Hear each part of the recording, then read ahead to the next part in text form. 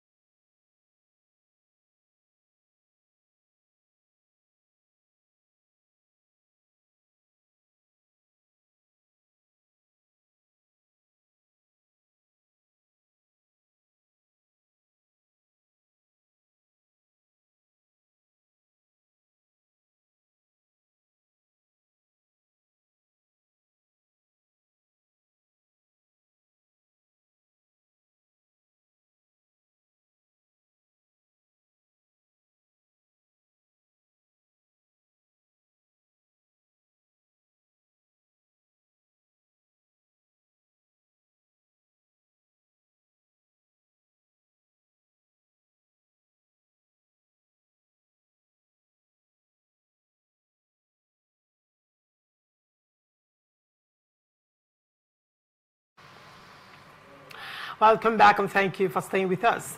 Joining me on Open Conversation this morning is a regular on Open Conversation and also a political analyst. He also prides himself as advocate of the masses. He is none other but Nze. Nze. Good morning, Nze, and welcome. Good morning, Orisha. Good morning, Nigerians. And on to the story. People's Democratic Party in Osun State has postponed its 2026 governorship primary, citing unresolved internal crisis within the party's national leadership. The primary, initially scheduled for December 2, was put on hold despite Governor Ademola Adeleke having met all stipulated nomination requirements.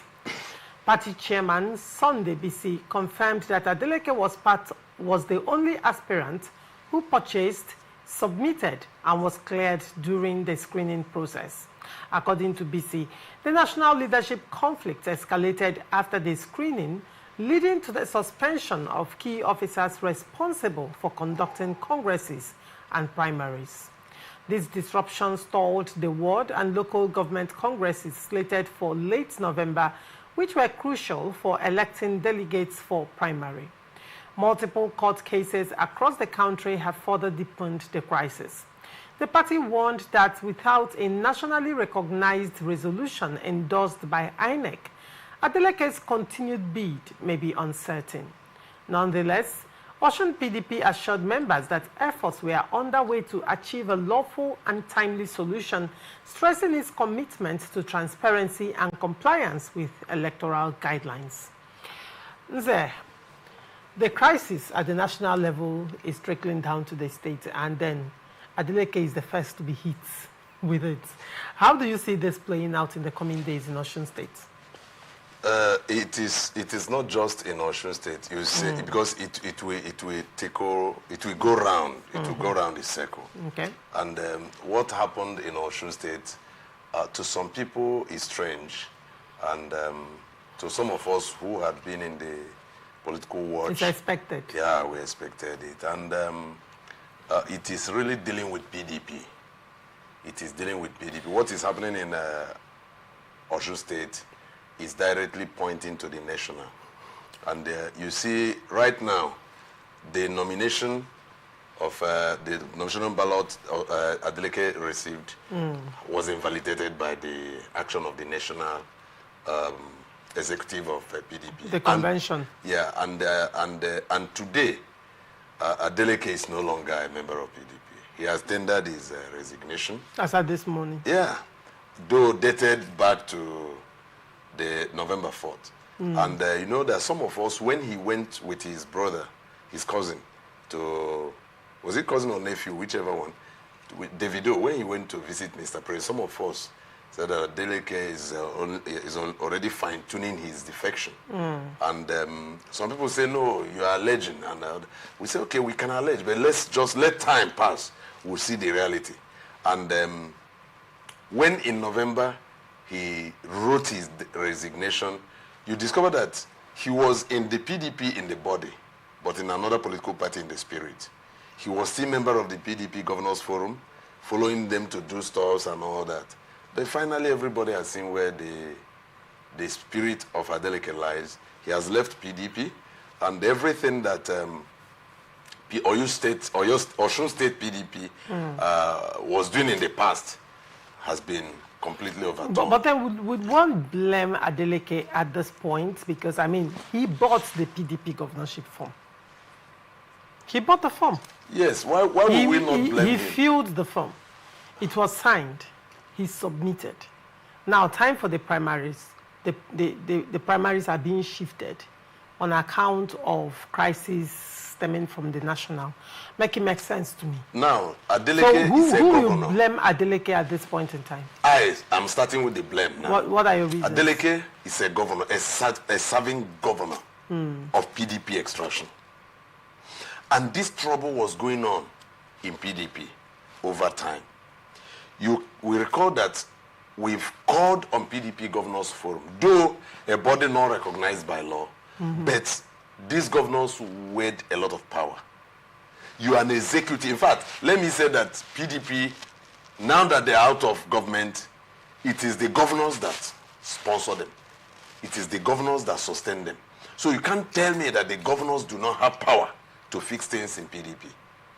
When Rivers State was under siege, we expected the PDP Governors Forum to be outstanding and strong in their statement and commitment to resolving PDP crisis between the governor of Rivers State, who is a member of PDP, and the FCT minister, who is also a member of PDP. But you discovered that they couldn't do it. And at last, you saw how everything shattered in Rivers State. And they kept on. The matter was going on at the national. The PDP Governors Forum couldn't stand up to do anything. The chairman, Bala Mohammed, was just, making statements that hold no water. We couldn't see action. And finally, they balkanized the PDP national. And today, they have been factionalized. You have two NWC today. You have two chairmen, and things like that. So if Adeleke, as a serving PDP governor, could not stand out to do something, why don't people borrow leave from something that is positive? Why is it that it's only the negative people borrow? When PDP fell in 2015, everything, was like the center could no longer hold. A single man from Rivers State picked PDP up and held PDP. Irrespective of the push, look at the kind of propaganda APC came up with. Lashing PDP left, right, and center. Doing everything to mess up PDP. But Nyesom Wike withheld that party. In fact, personally held that party and sustained and supported people. That even in 2019, Nyesom Wike was instrumental to the emergence of most of the governors on that PDP. Both in the north, in the west, in the south, even in the east. He stood his ground. Why is it that no single governor today, aside this FCT minister Nyesom Wike, who had left the office of a governor, why is it that no governor could stand like FCT minister? Why is it that no governor could borrow leave from Nyesom Wike? Even those that Nyesom Wike helped to become, they couldn't stand up. Yes, someone will say, you cannot, we couldn't help it because we knew the role he played for our emergence. We knew the role he played, we knew how he supported us, and for that we can't speak to him. That is arrant nonsense. It is possible that when your father, who trained you up, who sponsored your schooling and all that, is beginning to mess up in the community, maybe he's struggling for land that is not his own, or try, in the chieftaincy tussle and all that, you can call him back to the house and say, Daddy, sit down, let me speak to you, please. The reason why you gave birth to us and supported us and brought us up is so that we can speak for you when you are no longer strong. So now that he leave that office, leave that quest, nobody could call Nyesom Wike and talk to him. All of them were afraid of him. And now that PDP has scattered. Several times when the FCT minister did give press conference, he also talked about the fact that an agreement was reached and, everybody went back and did what they did, that the agreement was not followed. If there were reconciliation meetings and, there was an understanding that was reached, why renegade on that agreement? That is where you So if you're renegading on that agreement, like the FCT minister alleged, is that not a call for war? That's what I'm saying. Now, when they were having that negotiation, and the agreement issues, points that will not actually fly, were raised. But because they were very myopic, they were very weak, they couldn't have the temerity to speak their mind on the table. They all maintained mute until the agreement was signed. And after now you go back home and renegade. Why will you do that? Why will you do that? It is on the negotiating table. It was on the discussing table that you would have said, no, this thing will not help us.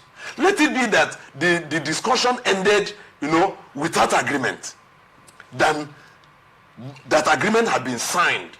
And everybody have believed and agreed to the terms. And it was signed and reached, and you go home and renegade. Why will you do that? So I see it as a sign of weakness on the part of most of these governors. So for you, Deleke has made his bed by the role he played or the position that the governors took that led PDP to where it is right now. You feel that Deleke was also part of it and is instrumental to where PDP is right now? Yes. So he's only on the receiving side of a decision or an inaction, you felt? Of which his actions now, his inaction earlier, you know, why these things, why this trouble was going on, he was being seen here and there dancing.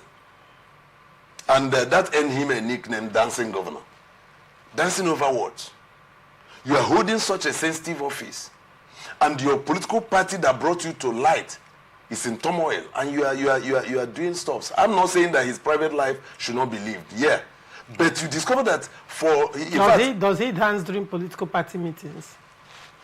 I see him dance everywhere. So he likes to dance. That's why I said that his private life. That's why I said that his private life should be secure. So why are you bringing the? I have to bring it to him because now he is coming to tell us, I'm leaving PDP because of the crisis at the center. Crisis you were inactive to solve. Can one say that PDP governors were inactive? I mean, PDP governors had a position that they took in the entire crisis. Their position couldn't yield any result. One cannot say they were inactive. They were not inactive. PDP governors were active. Now, the question, how many governors do we even have left at this point? So now the governors, one will say, have contributed to the crisis and now they are nowhere to be found. That's the point. To fix the crisis. Lorenzo, see, that's why I tell you that in as much as anybody can how many governors is Bola Mohammed chairing right now in PDP? I don't think if they're up to 8 now. No, I think 8, you're giving them too much credit. I don't think if they're up to 8. Because Adeleke has just left. Okay. Adeleke has just left. No one in Southeast. South is only Governor of Simla Fubara, who you know, he stand. Well, I don't know. Well, he's standing on the air. He's standing on the air. Even when he came back, he did not acknowledge PDP in Rivers. And that is, you see the last convention, he didn't attend, and Rivers PDP attended. You know, factional PDP, so to speak. Rivers State PDP did not attend the convention. They no. The faction attended. Faction, that is the PDP instituted by Deba Ologunagba. Yeah. All right. So when you look at what is happening now in PDP, you see that why we blame the PDP governors as inactive, insensitive, and weak and powerless. They are occupying their governorship offices as executives who are after taking care of themselves and their cronies. They are not after governance, because if they are, look, in fact, it has been long overdue when they would have called up the NWC or PDP when they were together, call the neck, talk to them. These are your subjects. The Damagun he came from a state. Secretary came from a state. And you people can call them and say, let us do this, let us do this.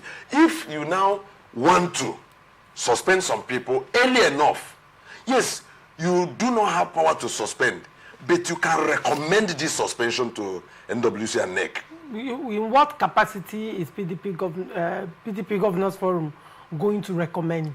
No, they are executives, and these people are their subjects. No, call them to your place. We would say to a large extent, PDP governors are members of PDP, and by their position, members of the NEC. They are members of the NEC. They are not members of National Working Committee. Yes, they are not members. That's why I said they are only NEC members. They can make a recommendation.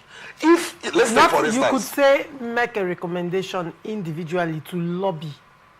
Now, is it not normal in politics? But to make a recommendation as PDP governors, even if National Working Committee should implement that, it can be contested in court, because PDP Governors Forum is not in PDP Constitution. No, what I mean it is a forum of friends. Yes, it's a forum of friends, but when you make your recommendation, you are like lobbying.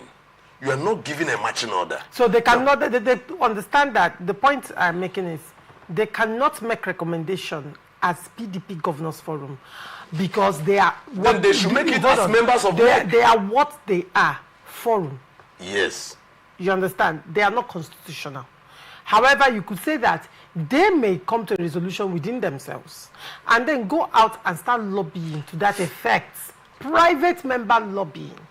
Which you know that they have the influence but to do come out so. as a body to say this. And you know that this was what was happening, actually. PDP Governors Forum, they've had several meetings where they came out with resolutions. Even in River State crisis, they came out with resolution with regards to River State crisis. Was that resolution even recognized in River State? For where? Yeah. And nobody cared about it. If you look at PDP's Governors Forum recommendations so far, how many has been implemented?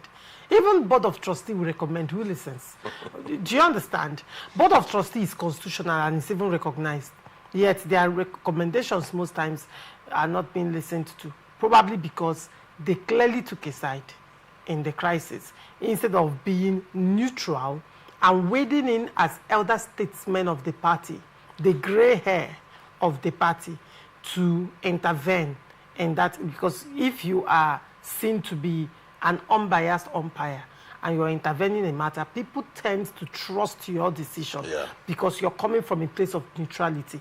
But in a situation where the Board of Trustees would say, oh, we are setting up a reconciliation panel, and in addressing the reconciliation panel, they clearly take a side and say, we are supporting so and so, and we are condemning the actions of so and so. However, in the spirit of unity, we have set up a reconciliation panel. Well, if I were on the opposing side, I will not listen to the reconciliation panel, because having taken a position and then setting up a panel, you have simply given them an assignment. Go and indict these people, and because this is where I stand. It's as simple as ABC. So when one is looking at the crisis in PDP, every single arm of PDP, every single structure of PDP had a part to play, even down to PDP staff at Wadata Plaza. They all had a role. Do you know that somehow we try to look at what happened in PDP as a spiritual manipulation from the opposition party? Just like David prayed a prayer and said, "Oh Lord, confuse the counsel of Ahithophel." That Ahithophel was giving a very sound counsel to the king, to Absalom, but it looked stupid in the eyes of Absalom. Now, look at how the NWC, the NEC, the Governors Forum, the staff, as you have just said, everybody took sides. One would not say... And there was no group that could call the warring parties together as being unbiased. No group. Until finally, you see where it has brought us. It is now lately that the NWC and NEC were coming to, even the BOT, were coming to say, okay, let us take a stand by calling up this convention that hold on. We don't even know how to classify that. You will say factional NEC, factional NWC. I think the factionalization of the party was too obvious it became too obvious after the convention. No, it became obvious before the convention. It was actually rising here and there, but it was not too obvious. BOT was formed before the convention. I know they were formed. Right. They were formed. And the Samanyang group started, lodging complaints in the court. They started lodging complaints in the court. And the Magun group and all that were doing their stuff. Right. So, but it was too obvious to Nigerians. It became too glaring to Nigerians after the convention, when this one suspended this and this one suspended this. And that's where we are today. And you see that Turaki, as the product of the convention, which we don't know if court we recognize or quash, is being asked to hit the ground running. By IBB, trying to see how he can reconcile the party and make the party viable again and all that and all that. Actually, that was a very nice suggestion. And after the convention, we expected that Turaki actually should face the Turaki that came out to cry to President Trump to come and intervene. I was coming. I was coming in there after the convention. We expected and intervene in PDP. But when the first pressure, was marched upon him, he started crying to Trump. And that was to come and save democracy. 3 days after his election. That's what I said. The first fight. I think that to a large extent is a pointer to what his leadership would be like in the faction of PDP moving forward. But then we'll see how it will play out. So seeing Adeleke now resigning from PDP and citing the crisis at the center, which political party will he go to now? Well, you have the APC, you have the ADC. The question is, have they done... Who sustained APC and ADC?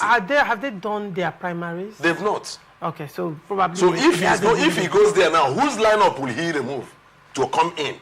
That's the challenge. Well, that's why it's politics. So I believe that now that he has officially resigned from PDP, he will now begin to, lobby and negotiate.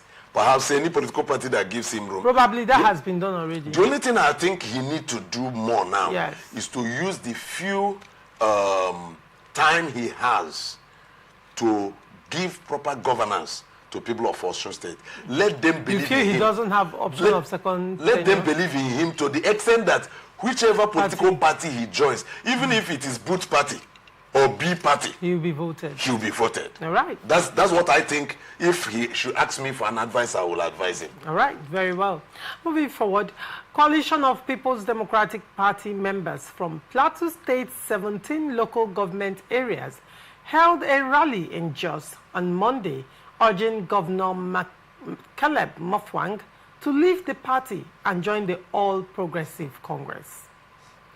The gathering, which took place at the State Secretariat Junction, included some PDP leaders, such as former Jos South Chairman Dong Tari.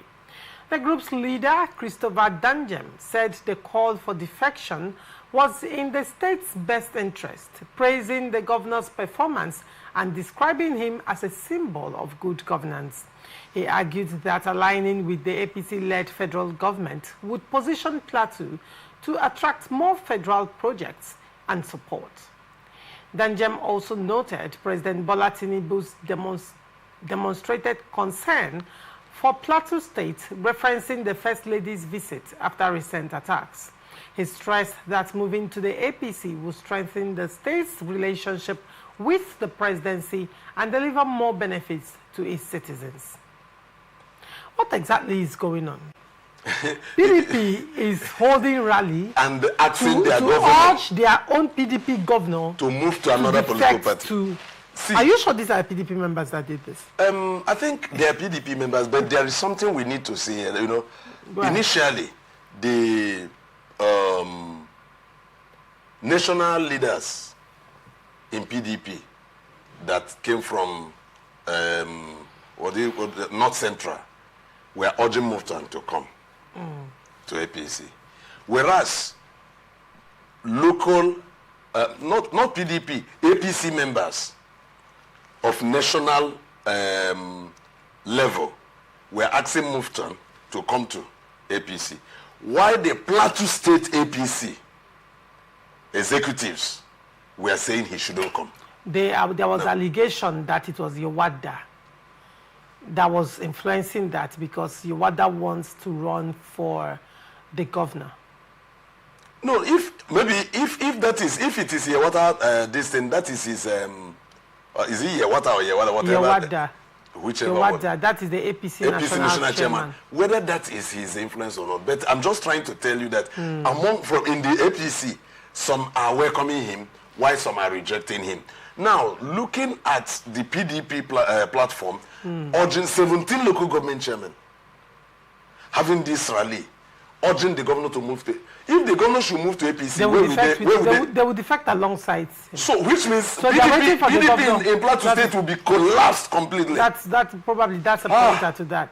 So, if they are rallying around for the governor to defect, that means that they are ready and willing to defect alongside. I mean, in the statement, you could see the Tari man also praising the opposition. Yeah. So, which means, see, there will be crisis. And this crisis... How is that? How do you mean there will be crisis? There will be crisis. In Plateau State? In Plateau State. How so? And especially in APC. Political crisis. Political crisis, especially in APC. If Muftuan should go to APC, the reason is this. There is already a lineup. People have ambition. People already have streamlined the things they will do and how they will come. Suddenly, Muftuan, with his power of incumbency, will land in there. He will disrupt a lot of things. And remember, nobody will fold hand to watch such happen. So why PDP is begging him to go to APC, and APC Plateau State is saying do not come? I think it calls for perhaps a kind of rethink, because I expect Muftuan to go back and sit down and analyze these things. If I should go to probably APC, that is where will I set my probably football? That is where the influence of the president comes in. The influence of the president will generate a crisis that will be fought within. It will not, because if the question will be who has interest to run for governorship on the platform of the APC, right? Now, whoever has that interest, his interest will be addressed. Remember, it is not about the governorship alone. The Senate, the House of Reps, now, the State House of Assembly. What we are looking at right now, currently, is the position of the governor. The position of the governor has branches. Hold on. The argument that North Central is having, that is making them call on President Bola Tinubu to reassess the position of Yewada as national chairman, is owing to the fact that they are alleging that Yewada is, sabotaging possible defection of Mufwang, right? Now, because of his own interest, according to them, they are alleging that Yewada wants to run for the governor of Plateau State, and if Mufwang should defect to APC, he cannot run for that governorship election. Because Mufwang will go for second term. Of course, he has interest for second tenure. Probably if it is his last tenure, I don't think probably he'll be having this kind of resistance. He will not be having this kind of resistance. But because he has interest to run for second tenure, and the people, probably if Yewada genuinely has that interest, and if the allegations of the North Central APC is anything to go by, then one would say, the resistance is strong coming from Yewada as the national chairman. And as the national chairman, the Plateau State PDP State Executive Council will not want to go against the national chairman, considering... That's APC. The APC, the State Executive Council of Plateau State, will not want to go against the national chairman because, the powers of the national chairman what he can make the National Working Committee to do. That's why I'm looking at the challenges. The challenges. That's why I'm saying now, isn't it the president that will come, that will wade into this matter to say, Yewada, you step down your ambition, defy it to the next 4 years, left Mufwang, who already is a governor, has the power of incumbency and has the resources to run for election. Let him join the APC and run for election then.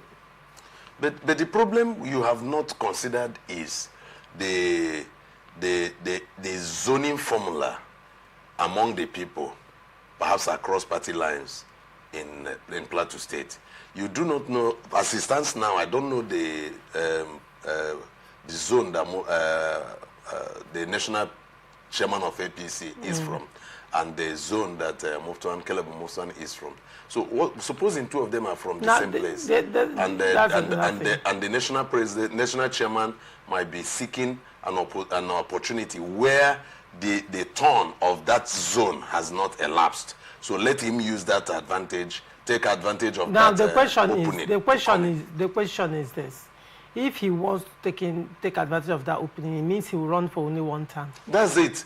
And you know that sometimes some of them do not obey this thing once they clinch power. That's the thing. If Mr. President is telling him to calm down. Once he clinches power, why not let the person from your zone to finish up his tenure. But he's just looking, he might be looking, I told you that most of these politicians are interested in what comes to them first. They don't consider the way it affects the people. So if Mr. President should now ask him to step down, it means that the opportunity will not come in 2031. All right. So, and if the opportunity will not come in 2031, I don't know how election in Plateau State goes. There are places where people vote, do not consider your political party. So long as it is a gentleman agreement that these people will rule, after these people, these people. After these people, these people. So they follow it in that divide. So I don't know where the national chairman of APC is coming from, and if it is the same place with the governor. So if Mr. President will be coming wade into that matter, it means that he will step on toes. All right. Very well. We'll go on a short break, and when we come back, we'll look at opposition clashing over ambassadorial list by the president. Do not go away.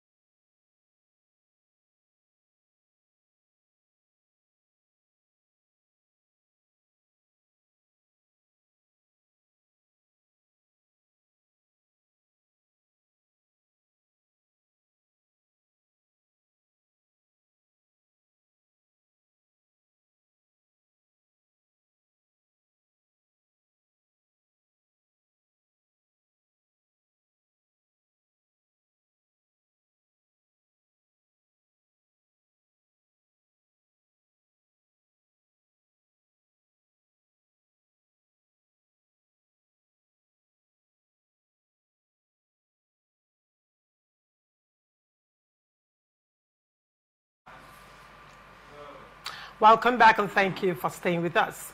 Opposition parties and the APC clashed on Saturday after President Bola Tinubu forwarded a fresh list of 32 ambassadorial nominees to the Senate, his first major diplomatic appointments since recalling all envoys in 2023. The list, now totaling 35 nominees, drew sharp criticism from the PDP, ADC, and NNPP, who accused the president of using diplomatic postings to reward political allies and controversial figures. They described the inclusion of former INEC chairman Mahmood Yakubu as scandalous and damaging to Nigeria's global image. While the presidency defended the list as a mix of 15 career and 17 non-career nominees, critics argued that Tinubu's choices reflected poor judgment and a disregard for public perception. PDP spokesperson Ini Emelbong said the nominations, especially Yakubu's, signaled a troubling precedent of rewarding individuals linked to contentious public service records. ADC spokesman Bolaji Abdullahi dismissed the list as job for the boys, warning that many nominees may not secure foreign approval before the 2026 elections. The APC countered that the allegations were baseless, insisting that Yakubu and others were qualified Nigerians deserving of service opportunities. APC Publicity Director Bala Ibrahim argued that former INEC chiefs had held national roles without controversy and accused opposition parties of politicizing routine diplomatic appointments. The presidency maintained that all nominees would receive postings after Senate confirmation. What do you make of this story? I mean, when the list of ambassador nominees came out, it was quite controversial. You know, a lot of people had a lot of things to say. Apart from the political parties, even Nigerians had a lot to say. Nze, I'm interested to know what your take is, and who in the list stood out for you. Before we begin to consider the people in the list and how they would represent Nigeria, the first thing that caught my concern was the absence of a diplomat in most of the countries, a diplomat from Nigeria in most of the countries for the past 2 years now. You know, when the Mr. President recalled all the diplomats from about, I think, up to some countries when he assumed office, we were like, he would appoint the next moment. But that lasted for more than 1 year. And now he came up with this appointment, citing some reasons for the delay, which is left for him. He didn't explain that to us. But when the appointment list came, initially when he appointed the first three, when he brought the first three list, I had no problem with that. Because I believe that if the government should be able to go through the data of these people and their antecedents and all that, they should be able to maybe clear them for the position. But when the second list came, there was wow everywhere.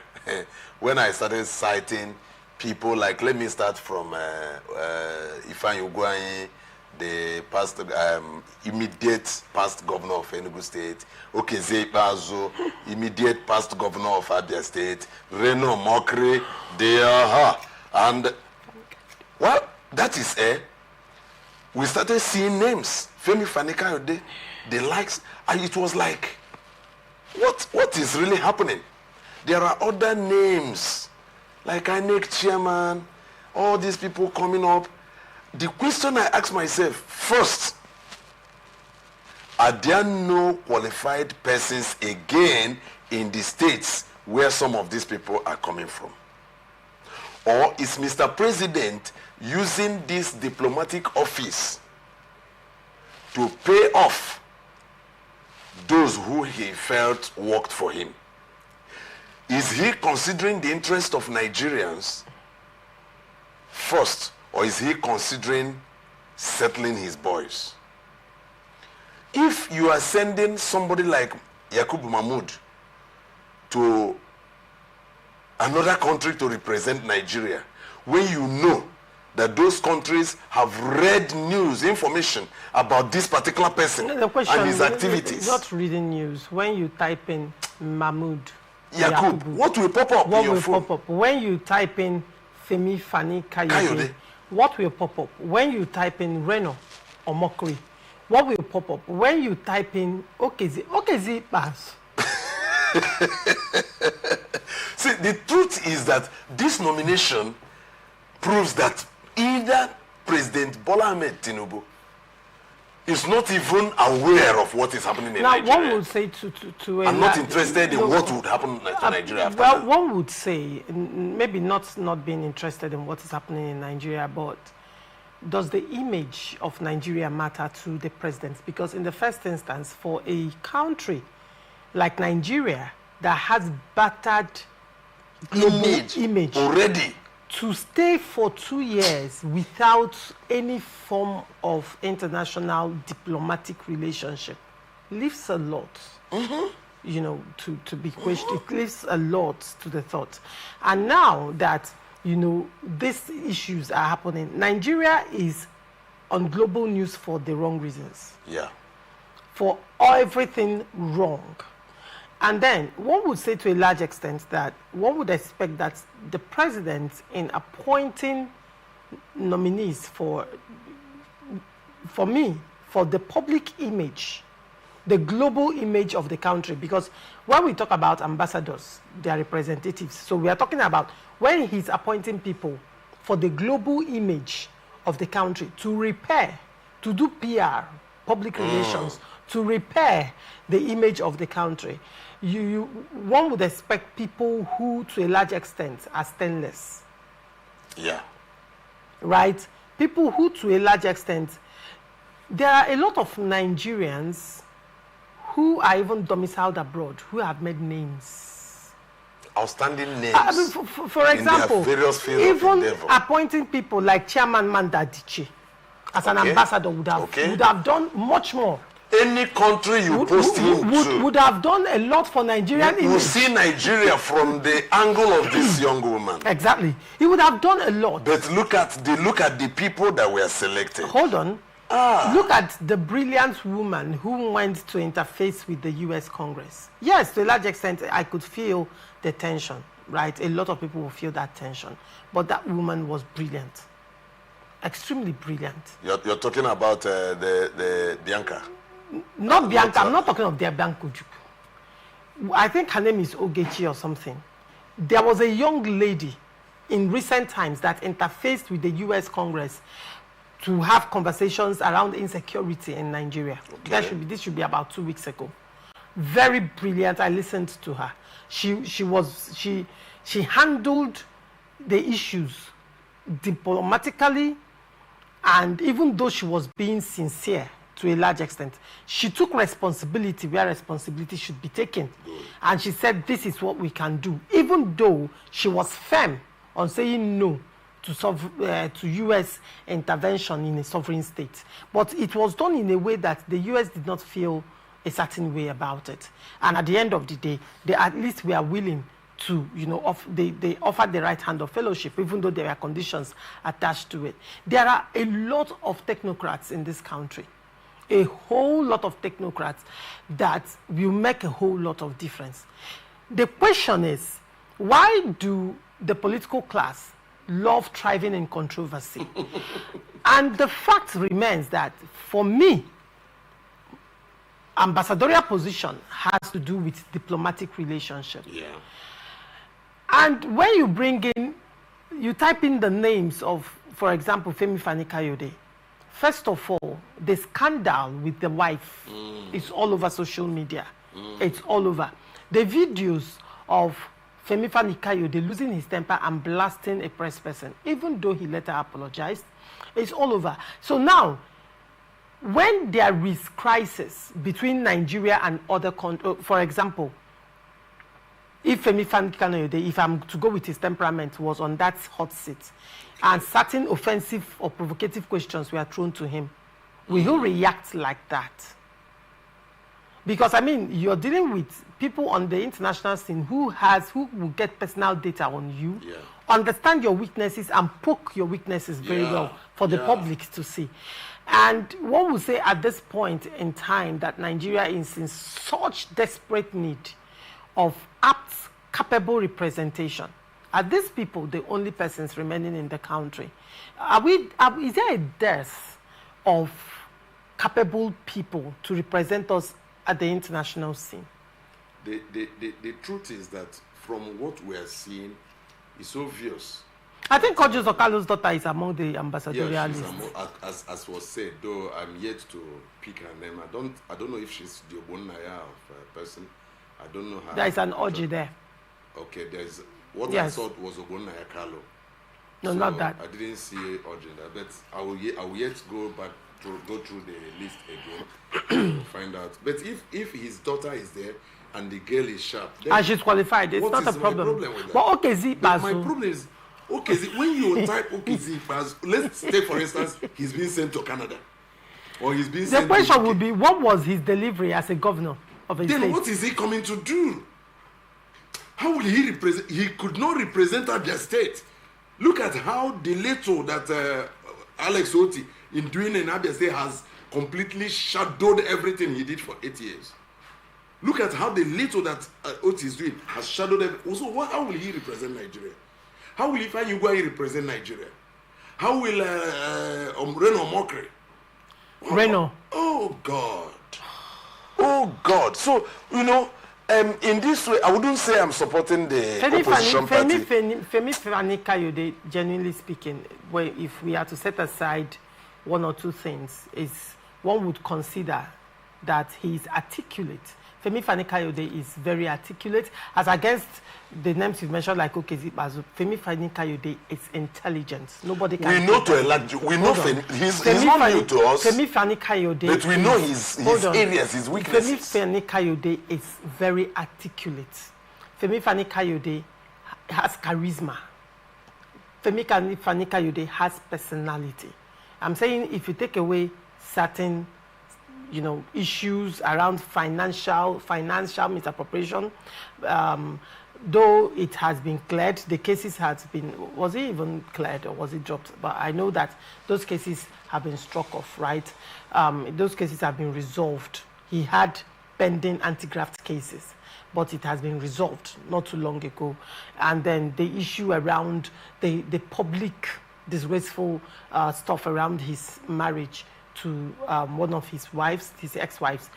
When you set that aside, if we are to look at minus these weaknesses, one can look at Femi Fani-Kayode and say, yes, he can represent, in the sense that when you look at qualities of being articulate, being intelligent, being able to think on your feet, if we are to set this aside. But we cannot do that. We cannot understand my point. I need you to understand my point to know what I'm saying. I know we cannot set it aside, but I am looking at cerebral qualification. Okay. Not this other one. Now, when you look at the person of Femi Fani-Kayode in terms of cerebral qualification, and you bring in Okezie Ikpeazu side by side, I don't know if you understand where I'm heading to now. Definitely. So, make it make sense to me. One could say, okay, with Femi Fani-Kayode, despite every other thing, Femi Fani-Kayode, these qualities I mentioned. Now, explain Okezie Ikpeazu to me, please. What will anybody explain about Okezie Ikpeazu? Is it the rot in his government? Is it the insensitivity? Is it lack of willpower? Is it the drunkenness? Is it how do we classify him? Where will we send? Are we going to send him to Cotonou as our ambassador? Or are we going to send him to Cameroon as our ambassador? Where will they send him? I'm interested to know the countries that the president will post all these people to. Yeah, some of them could be posted to United Nations and all that and all that. So now the problem, you have just rightly mentioned the image of the country. It's like it doesn't matter to Mr. President. And while he was coming on board, everybody was that he will fix things, he will do this, he will do that, he will restore the integrity of the country from where Buhari, damaged it. But you see that he keeps on damaging it to the extent it was in his time. The U.S. government didn't describe Nigeria as a country of particular concern in Buhari's time. It is in Tinubu's time. And mind you that immediately Mr. Donald Trump made that statement, the whole world began to look at Nigeria with that view. And why, you see, Immediately after that, they started pushing. The bandits started striking here and there. Now, if there are people who are within Nigeria that are orchestrating these things, you see that Mr. President does not have the willpower to arrest the insecurity. And as the thing is escalating more and more till now, we are seeing him coming to make statement. But how powerful is your statement? And why he's making that statement, his Minister for Defense is resigning. Citing whatever reason which is best known to them. I don't care about that. But before then, who is Badaru? What connection does Badaru has with security that you make him Minister of Defense? What connection does Matawale have with security that you made him Minister of State for Defense? You see how he carried the unqualified and fixed there. And you see how insecurity have ravaged Nigeria. How will Mr. Bola Tinubu pay for the head and blood of the innocent Nigerians that have been shed by these Almajiris who are being recruited here and there for banditry and Boko Haram and insecurity and all that. So you see that we have a man on the seat that is saddled with responsibility of protecting lives and properties and the image of the country, who is there doing nothing. He's not helping matters, and he's more interested in strategizing and planning how to retain power in 2027. Just imagine that. But some of us will say, no, we need a better hand, which if by God's grace, if ADC, as the only political party that is still, having little breath in them, though not strongly on their feet, if Mr. Atiku Abubakar can swallow his pride and let Mr. Peter Obi go front and Atiku Abubakar deputize him, and the heat from ADC, somebody like me will decamp to ADC. You know that what you just said right now is wishful thinking. It is wishful thinking, but I'm saying that to Nigerians. I'm saying that to Atiku Abubakar. Perhaps my advice may work. It will shock you if at the end of the day it works out. Because Mr. Peter Obi has said, I will finish the remaining 4 years that is allocated to the South before power. Like I said again, you just know what you just said. It's a wishful thinking, but sometimes when you are on a crossroad, you just have to come up with these things. So I'm pleading with Atiku Abubakar to please step down and let Mr. Peter Obi, champion the cause while you deputize him.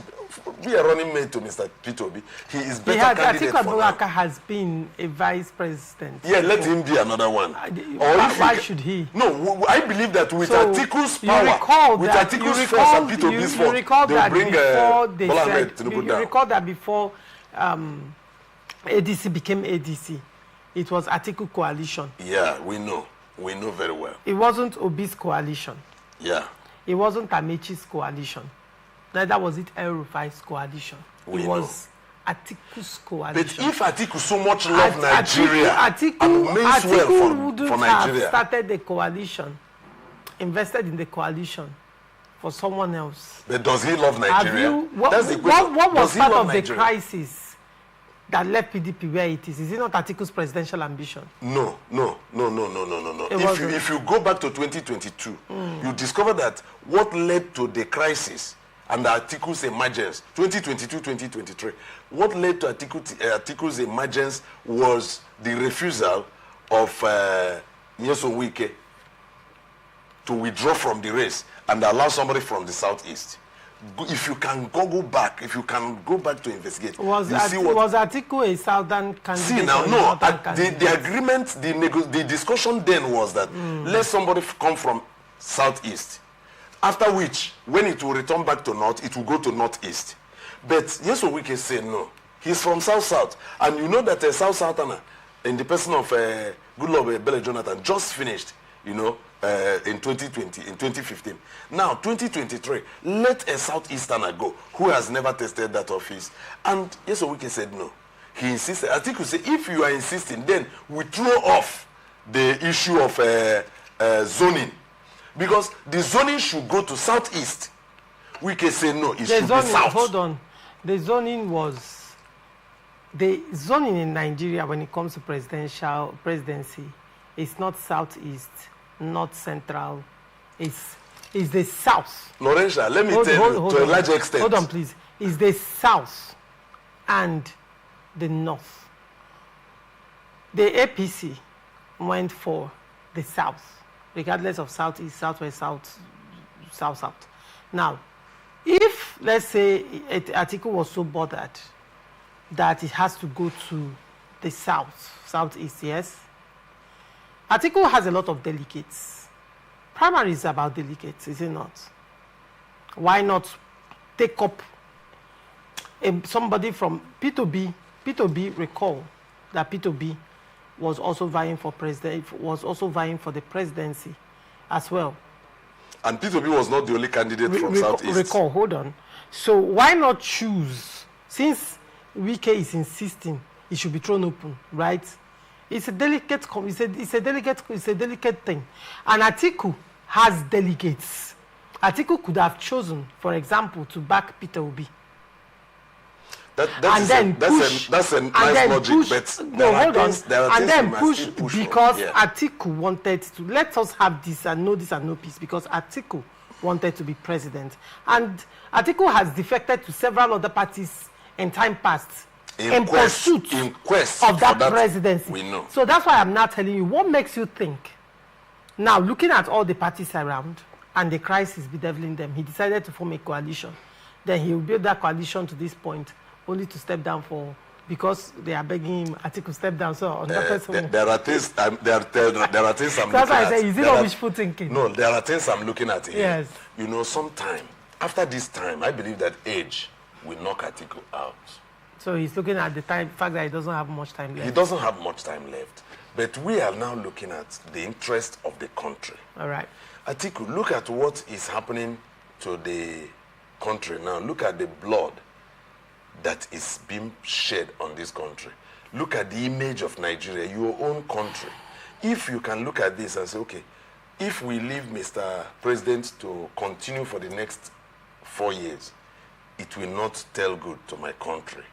And my children will continue living in this country. We know you've made money here, but my brother, it will get to a point where your money can no longer protect you. And now you say, for the love of Nigeria, let me relinquish this grip, my grip on the presidency. I mean, the #1 job. Let me go for #2. And let me... You mean Atiku, right? Yes, I'm talking about Atiku. Atiku can also, if we are to go by where you're going now, then I would say probably zoning should be completely off the table and let the best man for the job win. Fine. Regardless of whether you're from the north. In fact, as it stands right now, let the best man for the job, not the person that has the greatest political clout, but the person that can and has the political will to deliver Nigeria. Let that person do you know that this is regardless the wish of where regardless of which zone the person is coming from. Yes. I, Laurentia Choma, will vote that person. Yes. As long as that person has the political will as it stands now to deliver Nigeria. But the question is who?